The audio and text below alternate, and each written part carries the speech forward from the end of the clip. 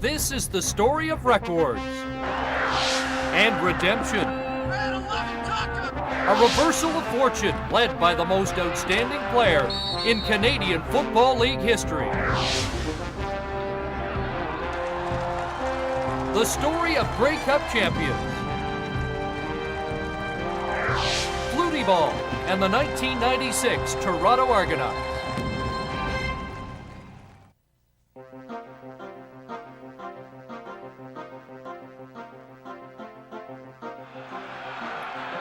In 1995, the good ship Argo ran aground. Everything that could go wrong did. Even the most upbeat Argo lost his balance.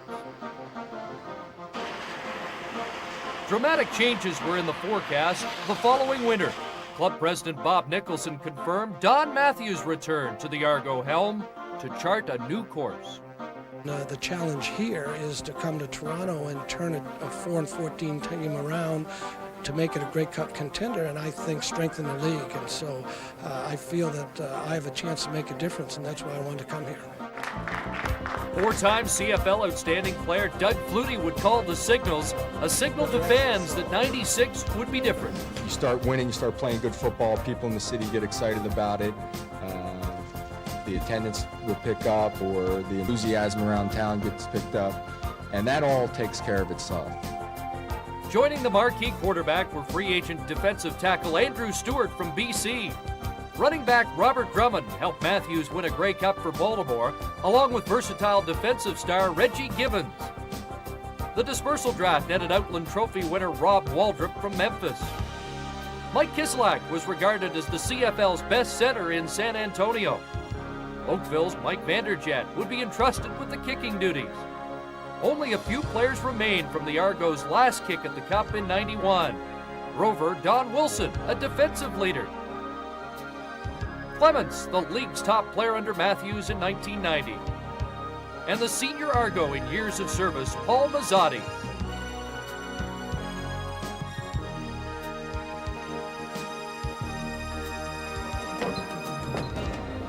Training camp and the first steps on the road to the Cup. The atmosphere low-key under Don Matthews. Expectations anything but. Well, they were fairly high. I mean, the people they put in place, like Doug Flutie and Don Matthews coming in, and all the defensive players they took in the dispersal draft, the expectations were really high, especially after the training camp we had and the chemistry we could see that was building. They were a lot higher this year than many. The first test of the new look Argos at Olympic Stadium against Montreal. The first touchdown by Robert Drummond, who got the Argos pointed in the right direction.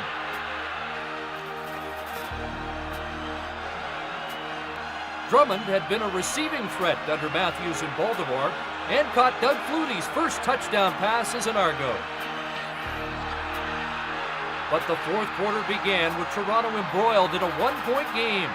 Former Argo Terry Baker nailed a 50-yard field goal. Montreal led by 4 with less than 4 minutes to play.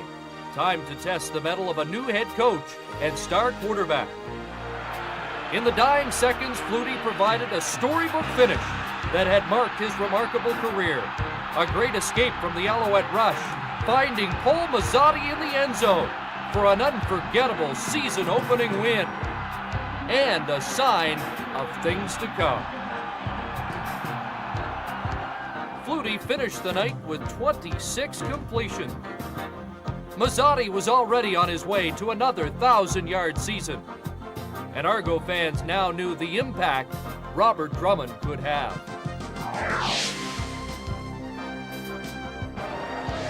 The home opener was Flutie's introduction to the East's most heated rivalry, the Hamilton Ticats, bolstered by their own marquee quarterback Matt Dunigan. The Argos led 4 different times in the game, but Dunigan did one better. His 5th touchdown pass to Earl Winfield capped a 38-36 Hamilton victory.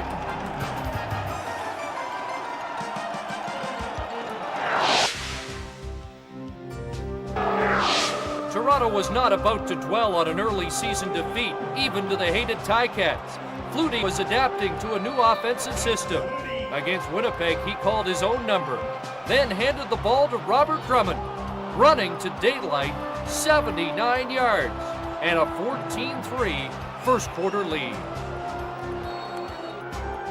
Then Flutie hooked up with an old Calgary teammate, University of Western Ontario product Tyrone Williams, 45 yards, as Toronto stormed to a 35-14 road victory.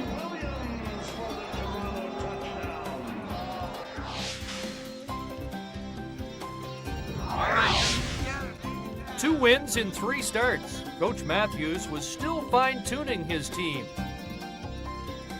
Robert Drummond had already made his mark. He could catch the ball out of the backfield. Untough, a back with world-class speed and a fullback's disposition.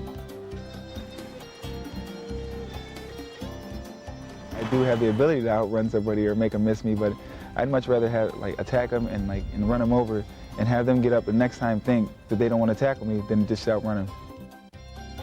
Through 4 games, Drummond was the CFL leader in all-purpose work, yards per carry, and touchdowns. And Tyrone Williams had emerged as one of the CFL's top Canadians.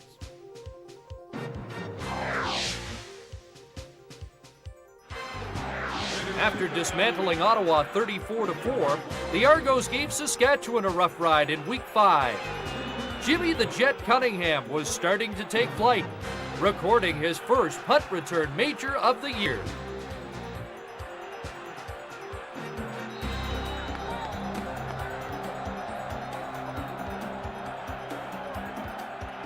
Mike Vanderjagt was settling in as Toronto's kicking specialist. A 50-yard field goal helped consolidate his position. And the Argo offense, under Flutie's direction, was starting to purr like Don Matthews' sports car. The final at Taylor Field, 40-16 Toronto. The coach was expanding the playbook and expectations week by week. At 4-1, he knew his team wasn't on easy street yet, but they were headed there in the fast lane. Our goal, and it's a stated goal, is that anything short of the Grey Cup for our football team would be a disappointment. We openly say to our players there's no reason for us to lose another game. We've got enough talent on our football team to win every time we play, so expect to win, and our players do exactly that. Week 6 brought the Alouettes to Toronto for the first time in a decade. Like the opener, this was another tight game, which Robert Drummond broke open with a 75-yard touchdown run. The Argos prevailing 40-31.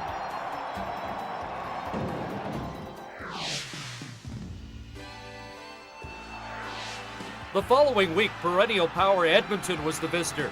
The difference this time, Jimmy Cunningham, who riddled the Eskimos for 133 punt return yards. Again, Flutie and Drummond connected, a 32-yard major.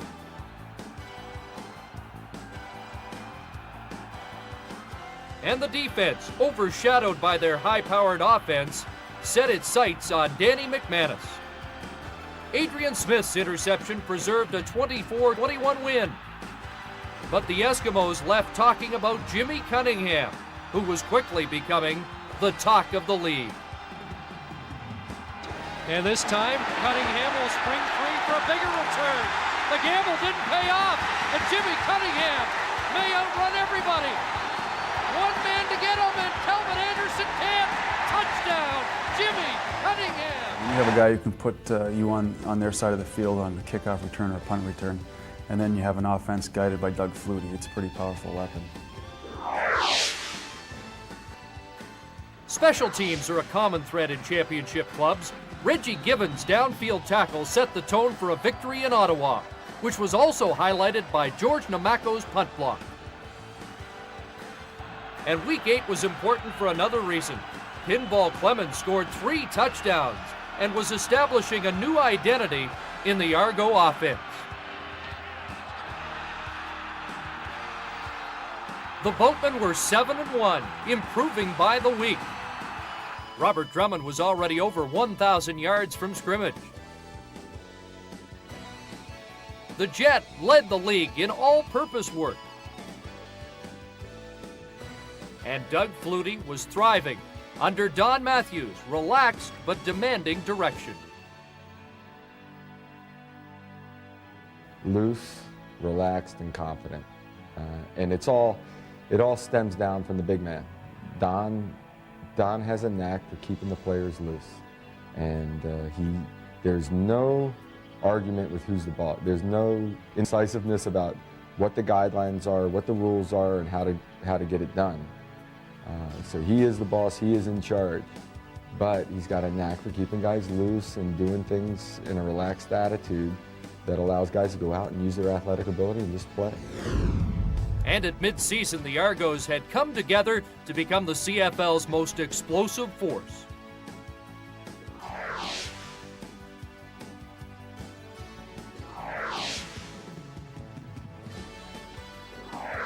If it's Labor Day, this must be Hamilton. Only a Grey Cup victory is coveted more than beating the hated Tiger Cats on their home turf. It was Doug Flutie's first taste of the Eastern Labor Day Classic, so he let an old hand, Mike Clements, show the way. Pinball and Flutie were now on the same page in the Argo playbook. Adrian Smith appeared to be in the Ticat huddle when he picked off this pass and took it to the house.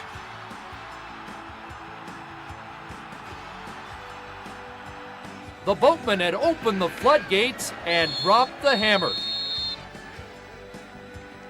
Avenging their home opening defeat at Skydome, 38-7 was the final.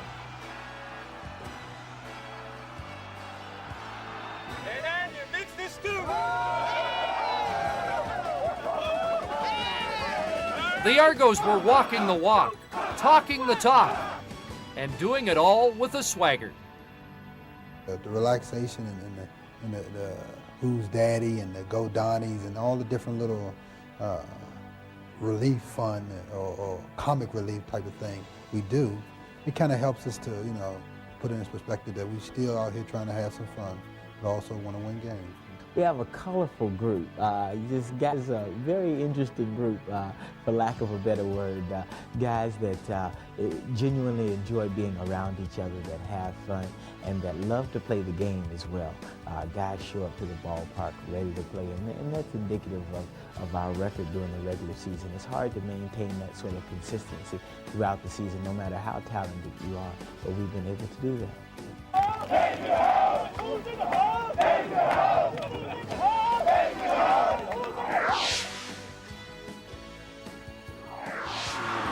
All-Canadian linebacker Mike O'Shea raised Argo hopes and the ire of Hamilton fans by signing at mid-season, bringing added toughness to special teams.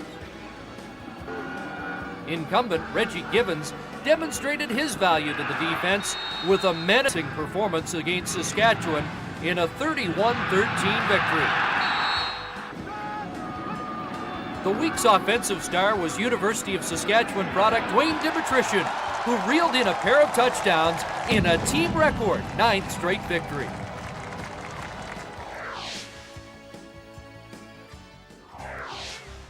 The win streak ended in BC. Perhaps everyone was looking ahead to Doug Flutie's first encounter with his old team, the Calgary Stampeders. Now with Jeff Garcia at quarterback and Dave Sapunjas still catching touchdown passes. Still the best in the West. But the Argos were determined to make it Doug's day. The Jet soared for a 93-yard punt return touchdown in support of his quarterback.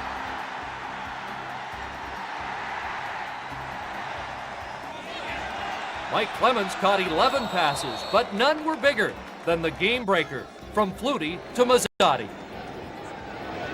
Here's Flutie airing out the football, looking deep, and he's got Paul Mazzotti! Foot race, and Mazzotti's gonna win it!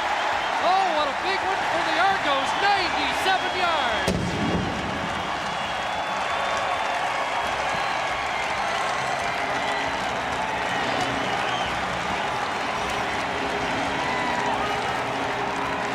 all know who the best player in the league was, and he wanted to prove it. He wanted to beat Calgary really bad that game. And the rest of the players knew that. We wanted to win for him as well as for ourselves and our fans. But there was a little edge to Doug that day and a little edge to the rest of our team. And we pulled out a tight one. That was just another character builder for our team.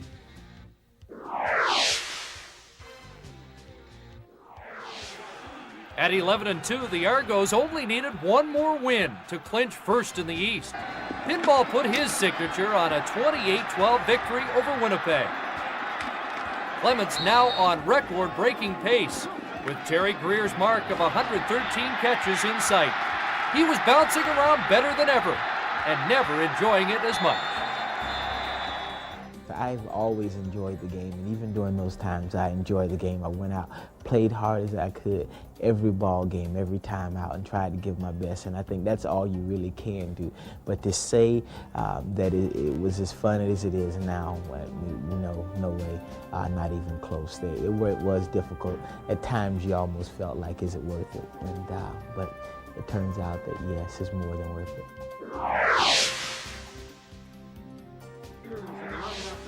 Home field advantage for the East Final was assured, but the coach was not prepared to ease up. An Alberta swing would get his Argos playoff ready. In Calgary, the Stamps were anxious to even the score. Garcia with time, looking in the end zone. Touchdown, Alan Pitts. Calgary served notice that there were other contenders to Lord Grey's Cup, prevailing 30-23. And many expected the rubber match to come Grey Cup Sunday. From McMahon, the boatman took the busman's tour to Red Deer to ready for a date in Edmonton. It was an opportunity to close ranks, play cowboy, and the Argos made themselves at home on the range.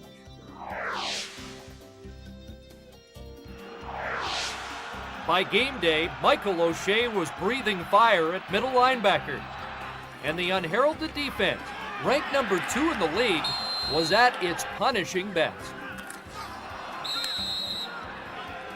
The offensive line, led by Mike Kiselak, provided its customary seal of protection around the quarterback, affording Doug Flutie time to work on the Eskimos' feared defense. Tyrone Williams re-emerged at Commonwealth.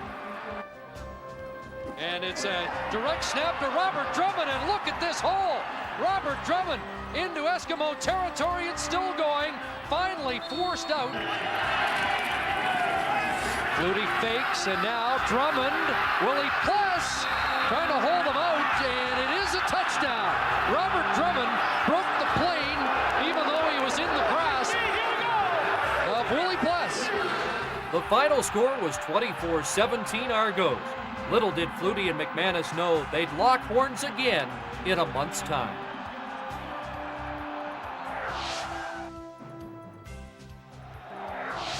The regular season finale was back at Ivor Wynne in Hamilton, an Argo Grey Cup dress rehearsal, as well as to take care of some unfinished business, like pinball, breaking Terry Greer's receiving record and finishing with 116 catches. The Jet added to his yardage total to win the all-purpose category.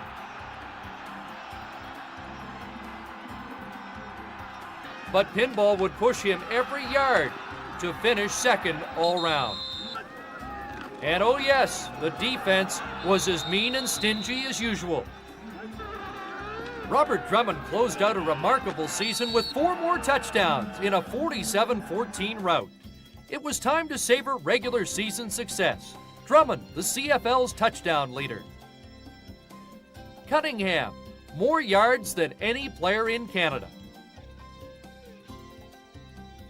Pinball, 116 catches and a close second in total yardage. Doug Flutie, erasing Condredge Holloway's passing yardage record. The Argos were playoff ready. To start at something new and fresh, it rejuvenates your enthusiasm. And then to actually accomplish and get to where you want to get is just a great feeling of satisfaction. The job's not done yet, but to do what we've done so far is a very satisfying feeling.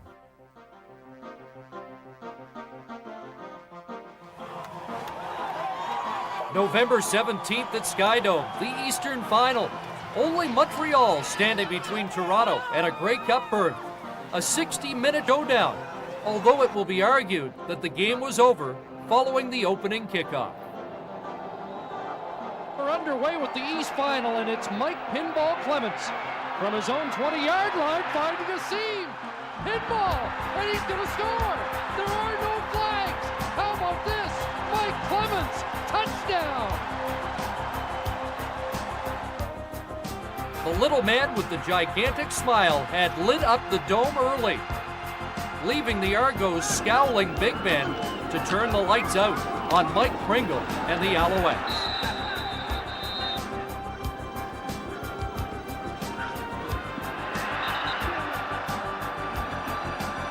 Montreal coach Bob Price had no answers for the Argo onslaught. Early in the second quarter, Flutie rolled right, spotted the Jet open in the end zone. It was 19-0 and time for the Jimmy Shimmy. Yes, it appeared the Argos were headed for Steeltown, just as Don Matthews vowed from the outset. Good flag, everybody. Hey, see you there in Hamilton. Hey, they know we here. We gonna seal this, and we can get your ticket for Hamilton, baby. Because it's all there, baby. 95 Grey Cup MVP Tracy Ham couldn't crack the Argo defense. Veteran Ed Barry's interception sealed a 43-7 final, which put the game on ice. The Argos were Eastern champions again, ready for the best from the West after a flawless performance. That was awesome. You know what? That was perfect.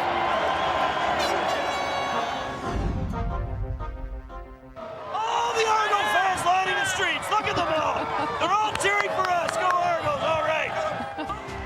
This is where the Argos had planned to be since the outset of training camp. But who could have anticipated the weather that greeted them?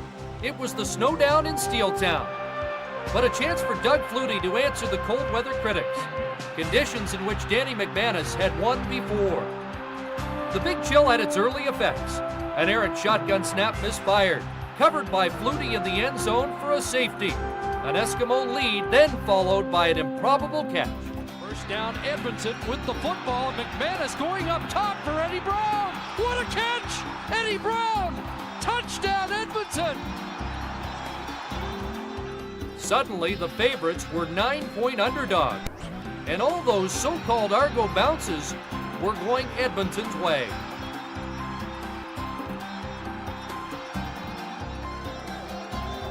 In the second quarter, Toronto's offense finally broke the ice. Flutie got the short passing game on track, which meant Pinball, who got the double blue into field goal range. As the sweepers cleared the sidelines, Michael O'Shea did some housekeeping for his kicker. Mike Vanderjagt had kicked at Ivor Wynne as a high school star and would thrive here again. A 39-yarder had the Argos on the board. Then the Jet became a snowbird. Across the 35, and Jimmy Cunningham's doing it again. No flags, and Cunningham is going to score. Touchdown, Toronto. It was a spectacular 80-yard punt return for Cunningham, who had scorched the Eskimos in all three meetings in the season. It was a play that kick-started the Argos to a record 27-point second quarter.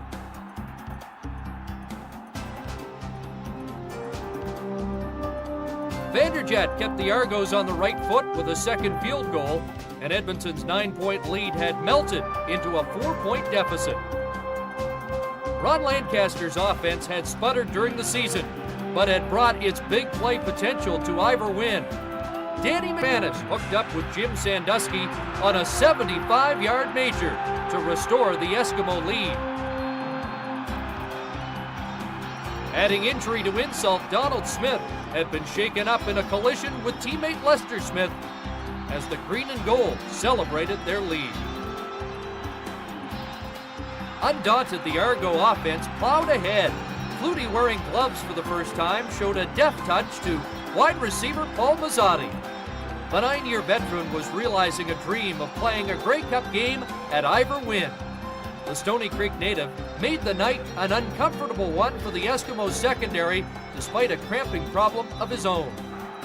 Robert Drummond capped Toronto's first touchdown drive, but before the Argo offense had reached the sideline heaters, Gizmo Williams had turned the heat back on Toronto. Henry Williams with a crease, and now he'll get outside over midfield. Henry Williams, Vanderjagt trying to track him down, won't do it. Gizmo scores.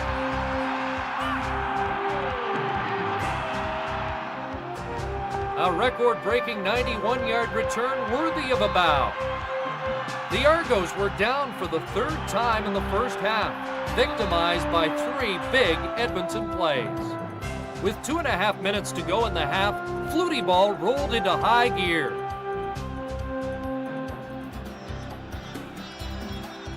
And the field general called his own number for a 10-yard touchdown and a 30-23 halftime lead. It had already been one of the greatest Grey Cups ever, and there was still 30 minutes to play. The snowfall continued as the third quarter began, but the avalanche of points faded. Jimmy Cunningham let an apparent touchdown slip through his fingers, and the Argos settled for a Vanderjagt 3.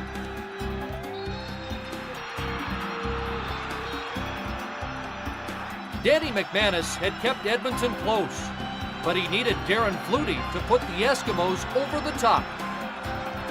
Shut out in the first half, Darren caught successive passes, and the green and gold were on the move again.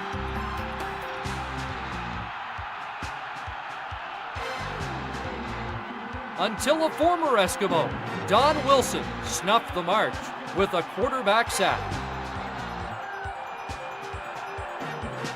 Edmonton would settle for a field goal attempt, but it would not be Sean Fleming's night. Missing from 37 yards, Cunningham returning the ball 29 for Toronto. Defenses dug in.